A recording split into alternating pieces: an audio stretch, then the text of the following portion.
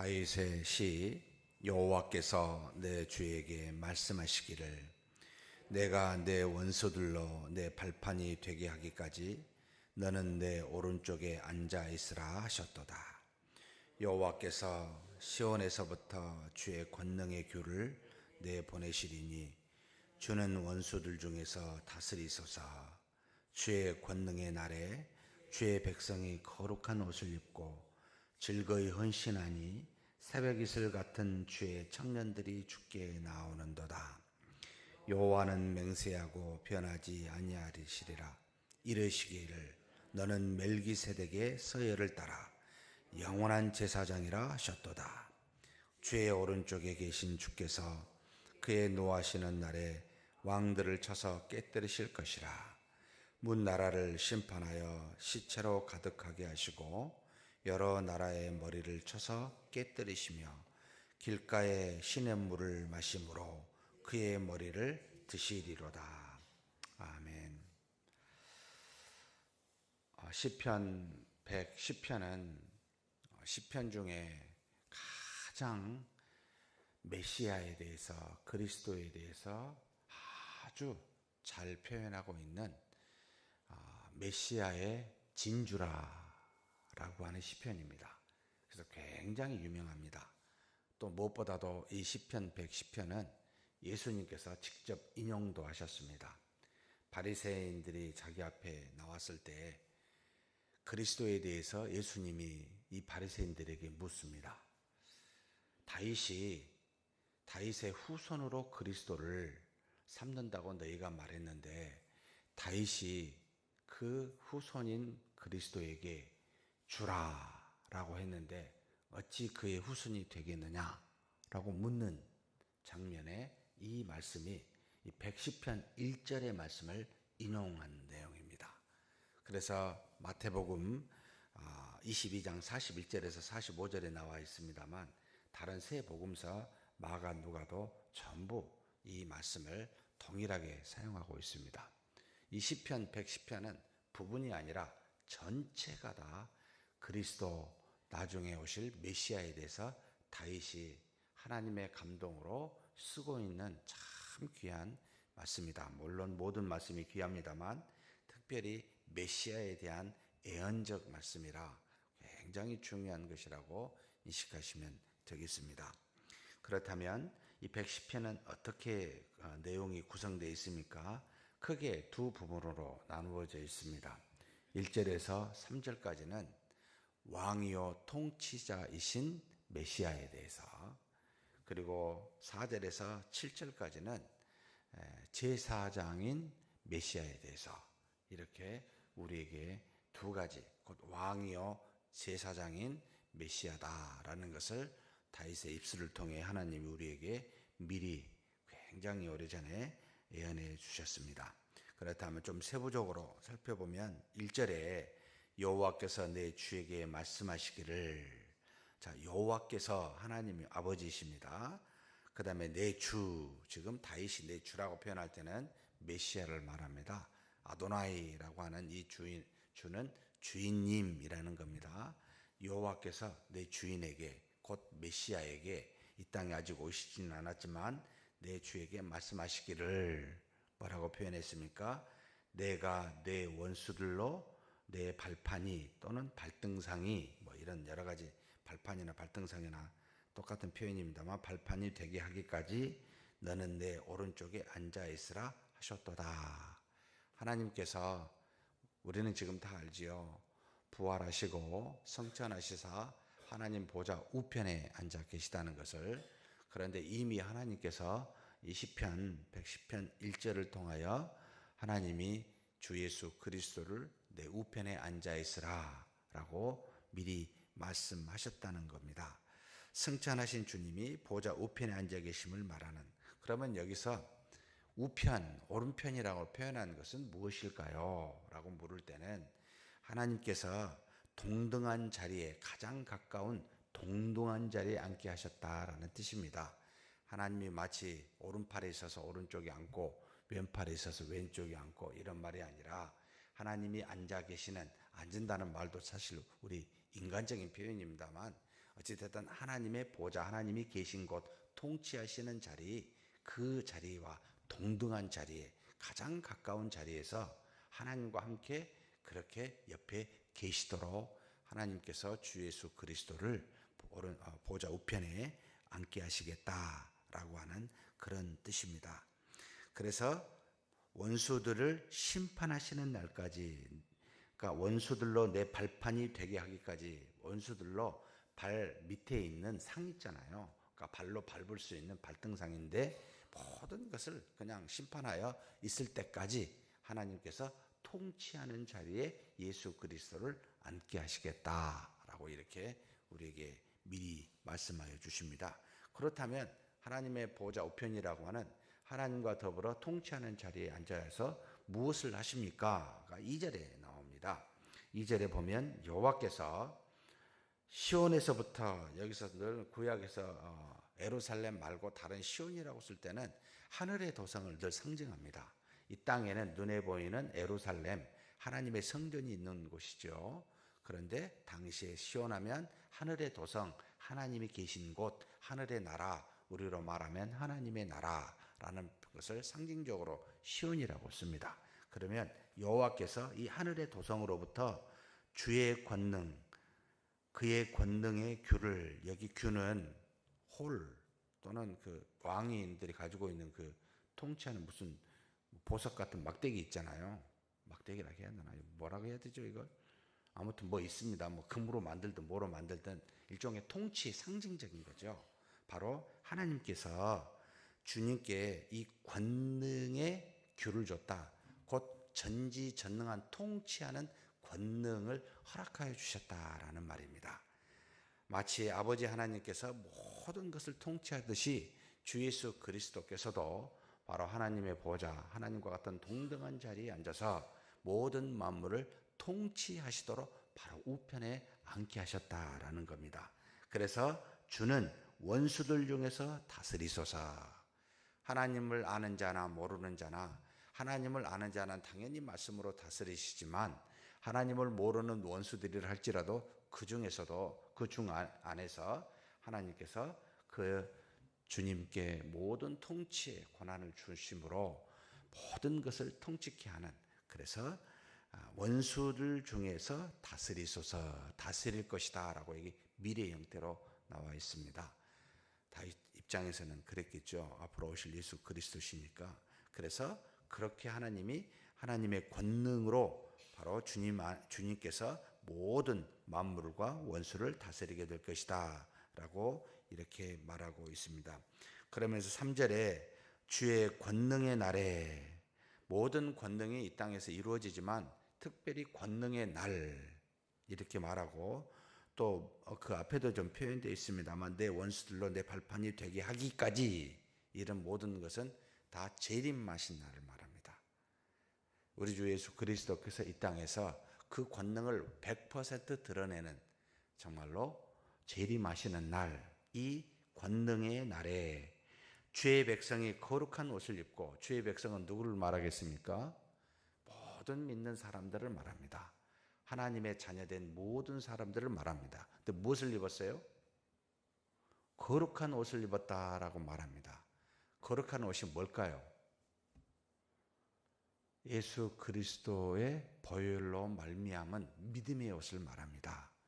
정결하게 입음을, 우리가 우리의 죄를 정결하게 씻음 받는 옷, 곧 예수 그리스도의 옷이라고 말할 수 있습니다.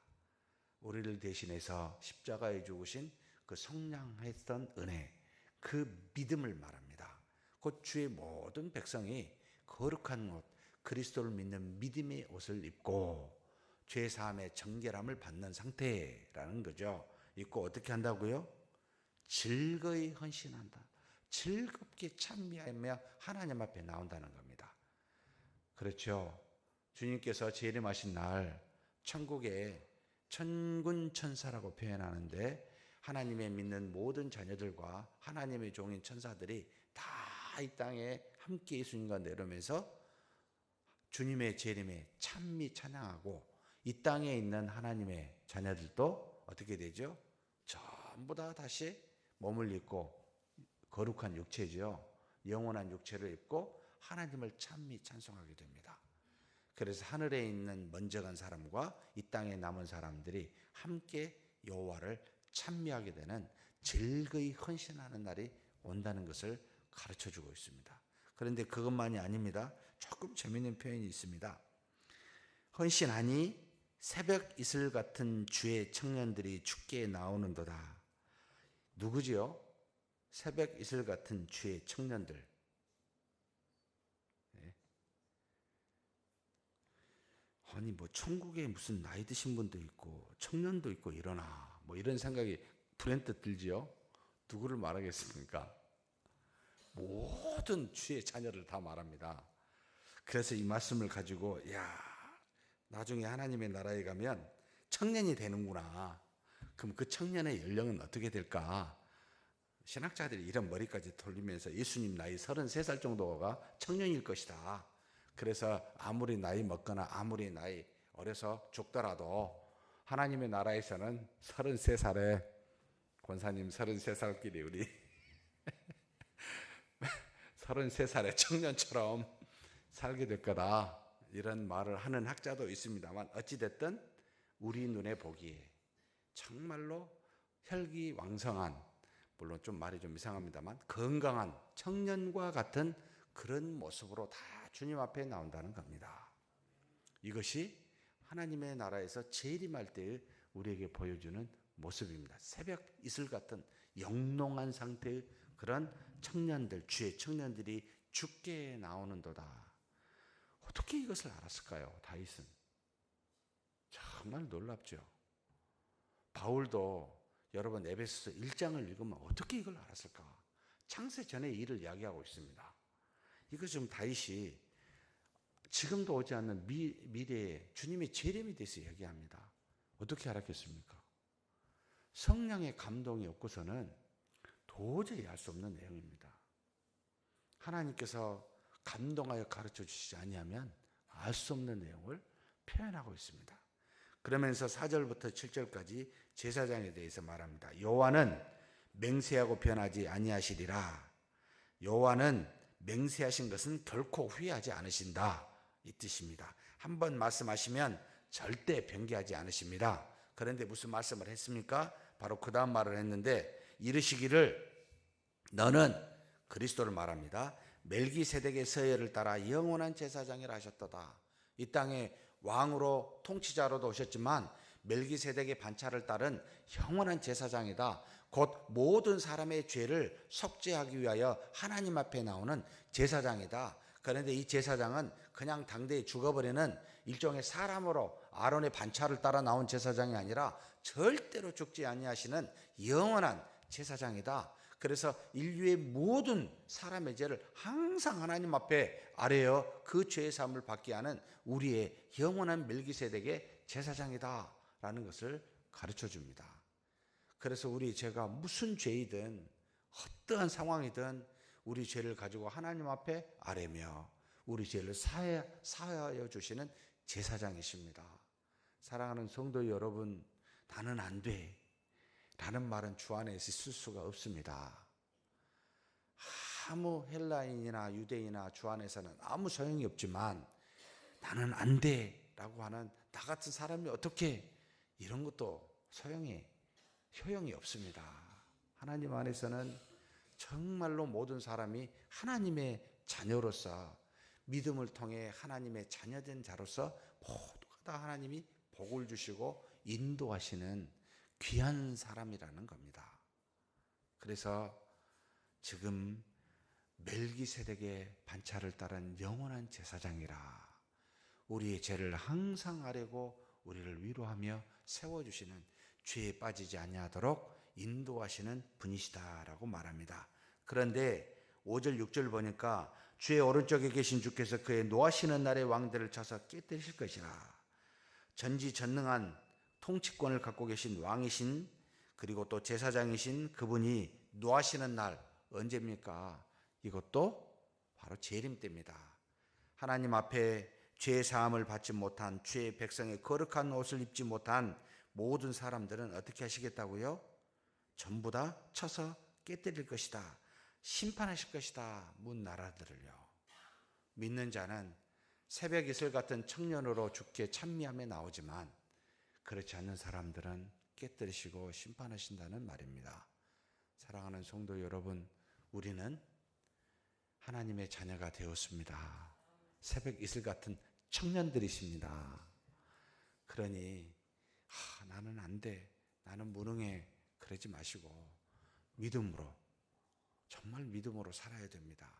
그러면서 7절을 마지막에 참 알 수도 없고 긴가민가 하는 내용입니다. 길가의 시냇물을 마심으로, 주님입니다. 주님이 무슨 길가의 시냇물을 마셨을까? 그리고 그의 머리를 드시리로다. 마치 길을 가다가 힘이 들면 생수나 물을 마시면 다 힘이 돌아오잖아요. 그와 같이 주께서 그러신가? 그럼 그 물이 뭘까? 머리를 드심이 뭘까라고 할 때 주님이 가장 힘 있는 즐거운 머리를 드실 만한 생수는 과연 무엇이라고 보이십니까?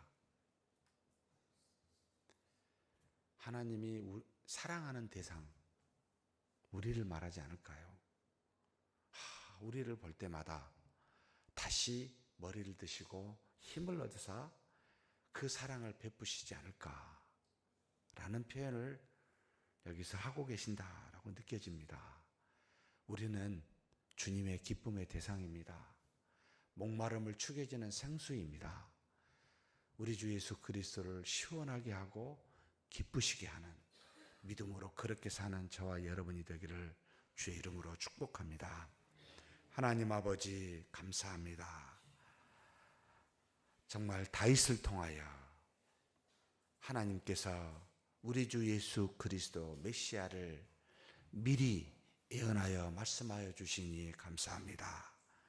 우리 주 예수 그리스도는 만물을 통치하시는 왕이시요, 또 하나님의 보좌 우편에서 모든 일들을 주님의 재림 때까지 우리 하나님과 더불어서 다스리시는 분이십니다. 그 하나님 앞에 머리 숙여 기도하는, 믿음으로 나아가는 우리가 되게 하여 주옵소서. 뿐만 아니라 우리의 죄를 하나님 앞에 나아가 사하게 하시는 영원한 제사장이십니다. 우리가 어떤 죄도 하나님 앞에 다 가지고 나가 주 예수 그리스도를 의지하여 세임을 얻고 죄에서 떠나 의의 길을 걸어가는 우리 모두가 되게 하여 주옵소서. 그래서 이 세상 살아가는 동안 주님 재림하실 때 새벽 이슬 같은 청년으로 우리 주님을 맞이하게 하시고 찬미하며 기뻐하며 하나님께 영광 돌릴 수 있는, 그래서 지금부터 하나님을, 우리 주 예수 그리스도를 온전히 믿어서 믿음의 걸음으로 살아가는 우리 모두가 되게 하여 주시옵소서. 우리 주님 예수님의 이름으로 기도하옵나이다. 아멘.